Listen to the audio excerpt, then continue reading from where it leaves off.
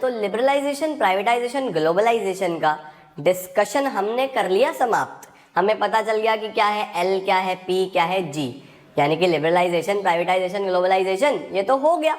अब बात आती है कि इन रिफॉर्म्स को लाने से क्या सिर्फ फायदे ही हुए या नुकसान भी हुए, या सिर्फ नुकसान ही हुए या कुछ फायदे भी हुए। तो आज डिस्कस कर लेते हैं कि क्या क्या फायदे हुए और क्या क्या नुकसान हुए इन न्यू इकोनॉमिक रिफॉर्म से। क्या कंट्री को सच में फायदा हुआ या अभी भी बस वैसा ही चलता जा रहा है जैसे चल रहा था। तो आज की इस वीडियो में let's just discuss about the appraisal, the merits, the demerits of the LPG policies, और चैप्टर को करते हैं समाप्त। तो गाइस चार्ट हमारे दोनों तैयार है। पहले कर लेते हैं थोड़ी सी एलपीजी की तारीफ। ये जो 1991 लिबरलाइजेशन, प्राइवेटाइजेशन, ग्लोबलाइजेशन आया, इससे क्या क्या फायदे हुए, फिर इन्हीं पॉलिसीज की थोड़ी सी कमियां भी निकाल लेंगे। तो कुछ हमें डिस्कस करने हैं इनके मेरिट्स, कुछ हमें डिस्कस करने हैं डीमेरिट्स। तो अगर सबसे पहले हम मेरिट्स की बात करें तो लिबरलाइजेशन, प्राइवेटाइजेशन, ग्लोबलाइजेशन की 1991 जो न्यू इकोनॉमिक पॉलिसी आया, ज़रूरत तो डेफिनेटली थी। अब जब न्यू इकोनॉमिक पॉलिसी आया तो कंट्री को फायदा भी हुआ होगा। क्या क्या फायदे हुए हैं? सबसे पहला फायदा हुआ कि अब एक वाइब्रेंट इकोनॉमी देखने को मिला हमें इंडिया एक वाइब्रेंट इकोनॉमी। वाइब्रेंट इकोनॉमी का मतलब क्या होता है? बेसिकली फुल ऑफ लाइफ, या फिर एनर्जेटिक, या फिर चेंजिंग, जो एकदम से एक नया निखर के कंट्री आया, ऐसे हमें देखने को मिला। काफ़ी ज़्यादा हमें ग्रोथ देखने को मिली अलग अलग सेक्टर्स में, चाहे वो हमारा प्रोडक्शन सेक्टर हो, चाहे वो हमारा सर्विस सेक्टर हो। तो धीरे धीरे हमारे अलग अलग सेक्टर्स में हमें ग्रोथ देखने को मिली, क्योंकि नई टेक्नोलॉजी देखने को मिल रही थी, बहुत सारे जॉइंट वेंचर्स देखने को मिल रहे थे। तो इंडिया एक बिल्कुल उभर के आया as a new vibrant economy, सबसे पहली बात। दूसरी बात, the flow of private foreign investment. हम लोग ग्रो क्यों नहीं कर पा रहे थे, हमारे यहाँ पे इंडस्ट्रीज क्यों नहीं लग पा रही थी? Because of shortage of funds with the private sector. Private sector के पास पैसा नहीं था और गवर्नमेंट इतनी ज़्यादा एक तरीके से एक्टिव नहीं थी जो कि इन्वेस्टमेंट कर सके बिना सोचे समझे कहीं पे भी।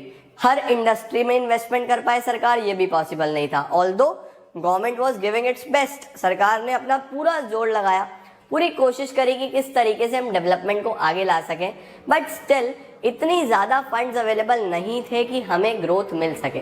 तो जब लिबरलाइजेशन, प्राइवेटाइजेशन, ग्लोबलाइजेशन आ गया, एलपीजी आ गया, तो हमारे को जो सबसे बड़ा फायदा हुआ वो था इनफ्लो ऑफ फॉरेन इन्वेस्टमेंट। यहाँ पे हमें देखने को मिला बहुत सारा फॉरेन इन्वेस्टमेंट। हाँ, उसका नुकसान भी है कि वो प्रॉफिट्स भी तो ले जाएंगे सारा, बट जो मेन इंडस्ट्री इस्टेब्लिशमेंट का मेन रीजन होता है, जो हमें एक जरिया चाहिए होता है कि एक बार इस्टेब्लिशमेंट हो जाए, तो वो इन्वेस्टमेंट हमें फॉरेन से मिला।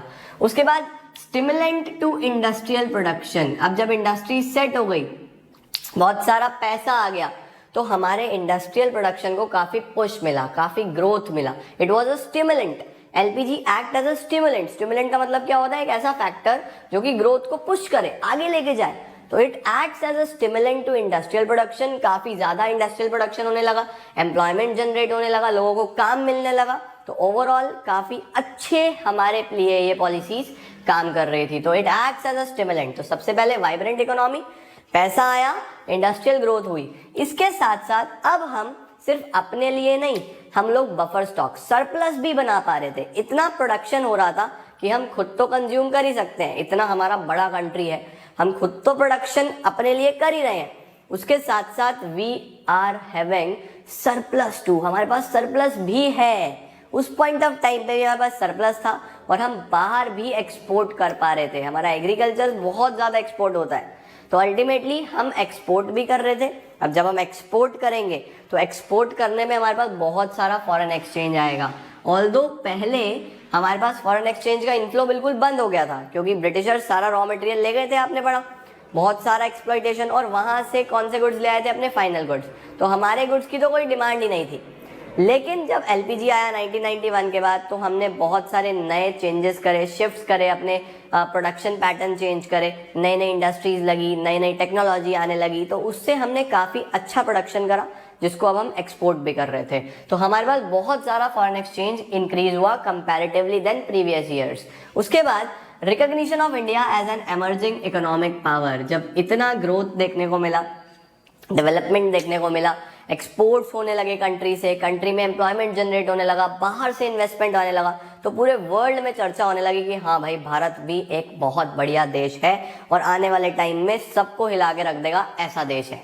तो इंडिया की भी बात होने लगी as an emerging economic power. और आज तो हम सब जानते हैं कि भारत कहाँ स्टैंड करता है, चाहे कोई भी कंट्री हो, बिना इंडिया के काम नहीं चल सकता, इंडिया तो रहेगा ही रहेगा। तो उस टाइम पे भी आफ्टर द इकोनॉमिक पॉलिसीज हमारे पास इंडिया की गिनती होने लगी एमर्जिंग इकोनॉमिक पावर्स में से, कि जो नई इकोनॉमिक पावर्स हैं इनमें India was one of them, और ये एक लीडिंग इकोनॉमिक एमर्जिंग पावर बन सकता है। तो इस तरीके से इंडिया को रिकॉग्निशन, रिस्पेक्ट, डिग्निटी बहुत ज्यादा बढ़ी after the liberalisation, privatisation, globalisation.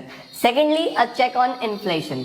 Check on inflation, महंगाई बेसिकली क्यों थी? महंगाई इसलिए थी क्योंकि there was shortage of goods and services. Goods और सर्विसेज बहुत शॉर्ट थे, इतना ज़्यादा नंबर में हमारे पास प्रोडक्शन नहीं था। अब प्रोडक्शन नहीं था, डिमांड ज़्यादा थी बिकॉज ऑफ हाई पॉपुलेशन, बहुत ज़्यादा पॉपुलेशन होने की वजह से तो महंगाई थी। बट जब प्रोडक्शन बढ़ा, जब पैसा आया, प्रोडक्शन बढ़ा, तो हम लोगों ने देखा ना कि हम इतना प्रोडक्शन कर पा रहे थे कि हम खुद भी प्रोड्यूस कर लें और एक्सपोर्ट भी कर दें। तो जब गुड्स और सर्विसेज का इकोनॉमी में फ्लो बढ़ा तो फिर वो महंगाई का जो मीटर था वो धीरे धीरे नीचे आना शुरू हुआ। देखो, एक नॉर्मल रेट ऑफ इन्फ्लेशन तो इकोनॉमी में रहता ही है, बट वो जो ओवर एक्सेसिव इन्फ्लेशन हुआ था उसमें हमें बहुत ज़्यादा कटौती, एक डिक्रीज देखने को मिला, जिसमें हमने बोला कि हाँ, this was considered, these policies proved to be a very big positive when it comes to a inflation perspective। Inflation काफ़ी हमें कम देखने को मिला। इसके बाद हमारे पास डीमेरिट्स अगर आ जाएं तो कौन कौन से डीमेरिट्स हैं अगर हम डिस्कस करें। अब अच्छाई बहुत हो गई, बहुत तारीफ कर दी, अब थोड़ी सी बुराई कर लेते हैं। क्या क्या नुकसान है? Number 1, the neglect of agriculture. सबसे बड़ा मेजर ड्रॉबैक, मेजर डीमेरिट जो है एलपीजी में वो यही है कि उसका जो फोकस था वो सेकेंडरी और टर्शरी सेक्टर पे था। इंडिया एक ऐसा कंट्री है जिसमें more than 75% of the population at the time of independence was engaged in agriculture, और हमारी इन पॉलिसीज में एग्रीकल्चर को ही कंसिडर नहीं करा गया। किस पे फोकस करा गया? Secondary, tertiary. आज भी आप देखो तो India is considered as a destination for service sector. Basically ऐसा डेस्टिनेशन है जहाँ पे लोग आ रहे हैं, सर्विस सेक्टर में अपना काम दे रहे हैं, करवा के लेके जा रहे हैं। आउटसोर्सिंग इंडिया में क्या कारण है? Service sector, cheap labour available है। तो किस पे काम करा गया था? बेसिकली सेकेंडरी और टर्शरी सेक्टर के ऊपर। एग्रीकल्चर सेक्टर को तो बिल्कुल छोड़ ही दिया गया। यही रीजन है कि एग्रीकल्चर सेक्टर आज तक भी बहुत ज़्यादा डेवलप नहीं हो पाया है। अगर हमारी इकोनॉमिक पॉलिसीज एग्रीकल्चर सेक्टर पे जोर देती तो आज हमारा एग्रीकल्चर बहुत ज़्यादा डेवलप्ड हो जाता। ऑल्दो बहुत ज़्यादा मेहनत करी है हमारे फार्मर्स ने, और हमारे फार्मर्स का बहुत बड़ा कंट्रीब्यूशन है, बहुत बड़ा रिस्पेक्ट होना चाहिए हमारे फार्मर्स के लिए। हम सभी को मैं बहुत ज़्यादा रिस्पेक्ट करता हूँ, और जितने भी बच्चे फार्मिंग फैमिली से बिलोंग करते हैं उन सब के लिए आई कैन डेफिनेटली से कि आप लोगों का बहुत बड़ा कंट्रीब्यूशन है हमारे इस कंट्री में। बट हमारी पॉलिसीज़ कुछ इस तरीके की रही कि एग्रीकल्चर नेग्लेक्ट करा गया, जो हमें देखने को मिला। बट हमें आगे बढ़ना है और ऐसा पुश करना है हम लोग अब एज अ यूथ। आप लोगों को भी मैं ये कहूँगा कि आप लोग देखो, आप लोग जागरूक बनो कि हमारे यहाँ पे एग्रीकल्चर पे फोकस हो रहा है या नहीं हो रहा है। इसके बाद क्या आ जाता है? Urban concentration of growth process. Urban concentration का मतलब क्या है कि एक जो ग्रोथ प्रोसेस था वो ज़्यादा कॉन्सेंट्रेटेड था अर्बन एरियाज में, रूरल एरियाज पे फोकस नहीं करा गया था। जितने भी मल्टीनेशनल कंपनीज आ रही थी, जितनी भी एमएनसीज आ रही थी, जितने भी प्लांट्स लग रहे थे, वो सब मेनली कहाँ लग रहे थे? अर्बन एरियाज में लग रहे थे, शहर वाले एरियाज में लग रहे थे। तो भाई जब जहाँ पे इतने सारी एमएनसीज कंपनीज ग्रोथ होगी तो एक एरिया में क्यों, ओवरऑल सभी एरियाज में क्यों नहीं? तो जो ग्रोथ प्रोसेस था it was largely confined to urban areas, और रूरल एरियाज को इग्नोर करा गया था। इतना डेवलपमेंट हमें रूरल एरियाज में देखने को नहीं मिला, जो डेफिनेटली क्या करेगा फिर गैप को बढ़ा देगा between the rich and poor, जो कि बहुत गलत है। तीसरा क्या आता है? Economic colonialism. इकोनॉमिक कॉलोनियलिज्म का अगर मैं बात करूं, कॉलोनियलिज्म क्या होता है बेसिकली कि जब एक कंट्री किसी अदर कंट्री पे रूल करता है, उसको हम कॉलोनियलिज्म कहते हैं सिंपल शब्दों में। अब अगर आज के टाइम में देखा जाए तो हम लोग कौन सा कल्चर अडॉप्ट कर चुके हैं? हम लोग एक बार फिर से वेस्टर्न कल्चर अडॉप्ट कर चुके हैं। ब्रिटिशर्स के जाने के बाद भी हम लोग उन्हीं का कल्चर अडॉप्ट करके चल रहे हैं। जो जिस सिस्टम पे वो कंट्री को चला के गए वही सिस्टम पे कंट्री चल रहा है, जो रूल्स बना दिए गए वो बना दिए गए। उसके अलावा जितना भी हम लोग देखते हैं आजकल, हमारे क्लोथिंग देख लो, हमारा पैटर्न देख लो, हमारा कंजम्पशन देख लो, most of the cell phones, most of the technology items, जितना भी हम चीज़ें यूज करते हैं वो सब बाहर से इम्पोर्ट करी जा रही है। तो हमारा बहुत सारा पैसा तो बाहर ही चला जाता है। तो अगर हम बात करें कि आज भी हम लोग ज़रूर मैनुअली तो आज़ाद हो गए हैं, बट स्टिल अगर इकोनॉमिकली देखें तो आज भी हम लोग कॉलोनियलिज्म का ही पार्ट बनता जा रहे हैं। अभी भी अगर हम देखें तो ऐसा लगेगा आप लोगों को कि आज भी वही लोग रूल कर रहे हैं हमारे इंडिया के ऊपर। तो कहीं ना कहीं this is a high time जहाँ पे हम लोग, जो हमारे बार बार कहा जाता है आत्मनिर्भर बनो, आत्मनिर्भर बनो, this is a high time जब आपको क्या करना है, अपनी कंट्री के ऊपर जोर देना है rather than being dependent on foreigners और ऑन अदर कंट्रीज। इसके बाद spread of consumerism. Spread of consumerism क्या होता है कि एक स्ट्रक्चर ऐसा बन गया, पैटर्न ऐसा बन गया कि जिसके अंदर बहुत सारे प्रोडक्ट्स आ गए हैं मार्केट में, बहुत सारी वैरायटी आ गई है जो कि बहुत ज़्यादा कस्टमर्स को अट्रैक्ट करती है। अब जब इतना ज़्यादा कस्टमर्स को अट्रैक्ट करा जाएगा तो वो ओवर परचेजिंग करने लगते हैं। ओवर परचेजिंग से क्या हो जाता है, डेट आ जाता है कि मुझे अगर कुछ भी लेना है, आजकल इतना ज़्यादा ट्रेंड चल गया है क्रेडिट कार्ड्स का, और जितना ज़्यादा ये प्राइवेटाइजेशन आया, प्राइवेट बैंक्स ने क्रेडिट कार्ड्स ले आए और ऑप्शंस ले आए, तो इसमें ना कंज्यूमर सामान तो ले रहा है बट वो डेफिनेटली किस में फंस रहा है, वो फंस रहा है कर्जे में, वो फंस रहा है डेट में। तो ये हैबिट सबसे गलत है और इस कंज्यूमरिज्म की वजह से हम लोग कई साल पीछे जा सकते हैं। तो ये एक सबसे बड़ा ड्रॉबैक है। इसके बाद लॉपसाइडेड ग्रोथ प्रोसेस, ऑलमोस्ट यही वाला पॉइंट, बस यहाँ पे अर्बन कॉन्सेंट्रेशन, यहाँ लॉपसाइडेड। लॉपसाइडेड का मतलब क्या होता है, कंप्लीट ग्रोथ नहीं है। एग्रीकल्चर सेक्टर में भी ग्रीन रेवोल्यूशन देख लो, ग्रीन रेवोल्यूशन आया लेकिन उसने मेजर जो डेवलपमेंट हुआ वो कहाँ पे हुआ, कुछ रीजन्स में हुआ, पंजाब में हुआ। ओवरऑल इंडिया में वो डेवलपमेंट हमें देखने को नहीं मिला। तो इसी को हम लोग क्या बोलते हैं, the lopsided growth process. Next is cultural erosion.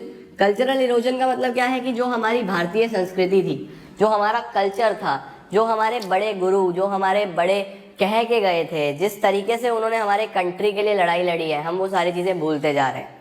हमारे ना एजुकेशन में वो चीज़ें पढ़ाई जा रही हैं, ना हमें टीवी पे वो चीज़ें दिखाई जा रही हैं। हम लोग अपना कल्चर भूलते जा रहे हैं और एक वेस्टर्न कल्चर अडॉप्ट करते जा रहे हैं। तो कल्चरल इरोजन बहुत ज़्यादा होता जा रहा है, हमारा कल्चर डिस्ट्रॉय होता जा रहा है, ख़त्म होता जा रहा है। हम अपनी फैमिली की टुवर्ड्स लॉयल्टी भूल चुके हैं, हम अपने पेरेंट्स के टुवर्ड्स लॉयल्टी भूल चुके हैं, जो कि एक बहुत गलत चीज़ है।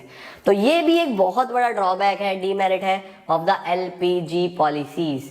तो यहाँ पे हम लोगों ने डिस्कस करे कुछ 6 merits, 6 demerits of the LPG policies. इसके अलावा भी कुछ डीमेरिट्स और मेरिट्स अगर आपकी बुक्स में है तो आप डेफिनेटली वो भी लिख सकते हैं, बट मुझे जो बेस्ट 6 लगे वो मैंने डिस्कस करे, क्योंकि इससे ज़्यादा बड़े नंबर का तो सवाल आना नहीं है। तो 6 पॉइंट कंसिडर कर लो, अच्छे से प्रिपेयर कर लो, and this is sufficient for this chapter. तो ये हमारा लास्ट टॉपिक बचा था गाइज LPG में, जो कि हमने कंप्लीट करा। आज के लिए बस इतना ही। वीडियो को लाइक जरूर कर देना और शेयर करना मत भूलना यार, शेयर कर देना, हर फोन तक, हर ग्रुप तक, हर स्कूल तक पहुंचा दो। Thank you so much.